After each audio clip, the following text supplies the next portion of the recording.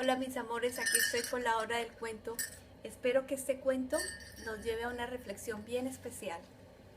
El cuento de hoy se llama El Centinela.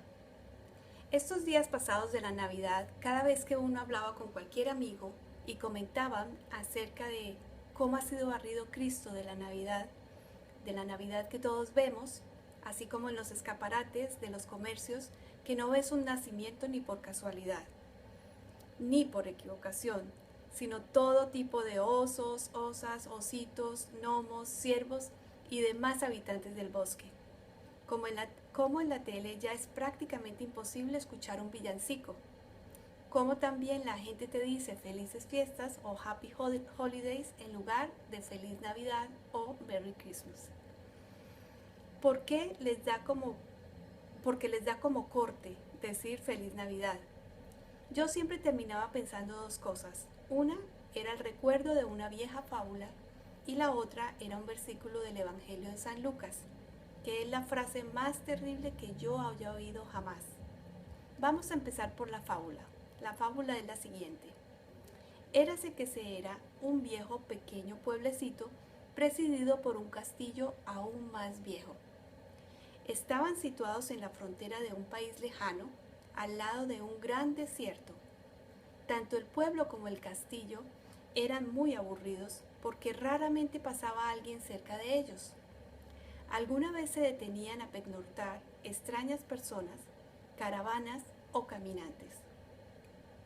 Eran solitarios, pero en cuanto se alimentaban y descansaban, volvían a irse, dejando al pueblito en la misma tranquilidad en la que lo habían encontrado y quizás con el mismo aburrimiento.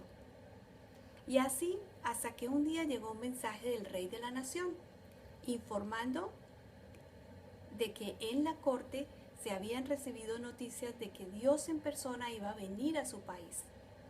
Si bien aún no se sabía qué ciudades y zonas visitaría, pero era probable o al menos posible que pasara por ese pueblecito.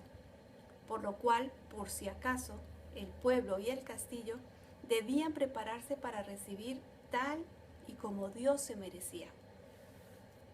Esto trastornó el entusiasmo de las autoridades, que mandaron reparar las calles, limpiar las fachadas, construir arcos triunfales, llenar de colgaduras los balcones y, sobre todo, nombraron centinela al más noble habitante de la aldea.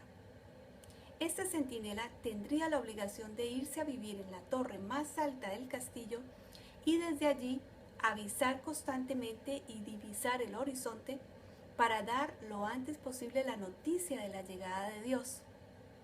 El centinela recibió el encargo con gran orgullo. Jamás en su vida había hecho algo tan importante. Y se dispuso a permanecer firme en la torre con los ojos bien abiertos como platos.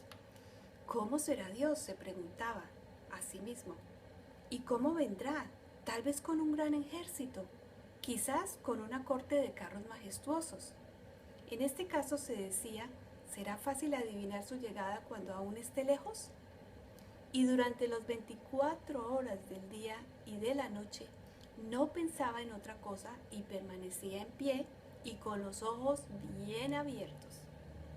Pero cuando hubieron pasado así algunos días y noches, el sueño comenzó a rendirle y pensó que tampoco pasaría nada si daba unas cabezaditas, ya que Dios vendría precedido por tal vez un sonido de trompetas que en todo caso le despertarían. Y pasaron no solo los días, sino también las semanas, y la gente del pequeño pueblo regresó a su vida de cada día y comenzó a olvidarse de la venida de Dios. Y hasta el propio centinela dormía ya tranquilo las noches enteras, y él mismo se dedicaba a pensar en otras cosas, porque ya no era capaz de concentrarse solo en aquella espera.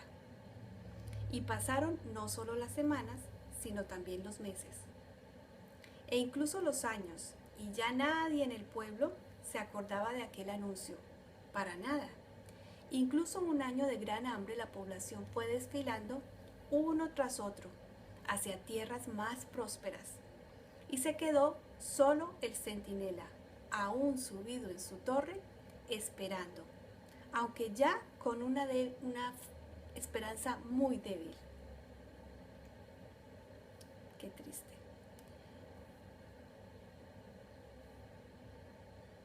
¿Para qué va a venir Dios? Empezó a pensar, si este pueblo nunca tuvo interés alguno, y ahora vacío mucho menos.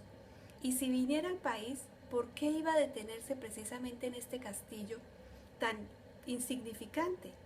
Pero como a él le habían dado esa orden, y como esa orden le había levantado la esperanza, su decisión de permanecer era más fuerte que sus dudas. Hasta que un día se dio cuenta de que con el paso de los días y los años se había vuelto viejo, y sus piernas se resistían a subir la escalera de la torre. Sintió que sus ojos se iban cerrando, ya que apenas veía, y la muerte estaba acercándose, y no pudo evitar que de su garganta saliera una especie de grito. Me he pasado toda la vida esperando la visita de Dios, y me voy a morir sin verle. Y entonces, justamente en ese momento, oyó una voz muy tierna a sus espaldas, una voz que decía, ¿pero es que no me conoces? Entonces el centinela, aunque no veía a nadie, estalló de alegría y dijo, ¡oh, ya estás aquí! ¿Por qué me has hecho esperar tanto? ¿Y por dónde has venido que yo no te he visto? Y aún con mayor dulzura la voz respondió, siempre he estado cerca de ti, a tu lado, más aún, dentro de ti. Has necesitado muchos años para darte cuenta.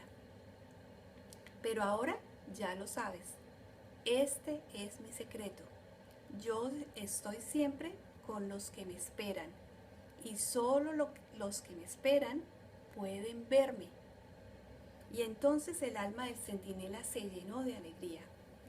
Y viejo y casi muerto como estaba, volvió a abrir los ojos y se quedó mirando amorosamente el horizonte.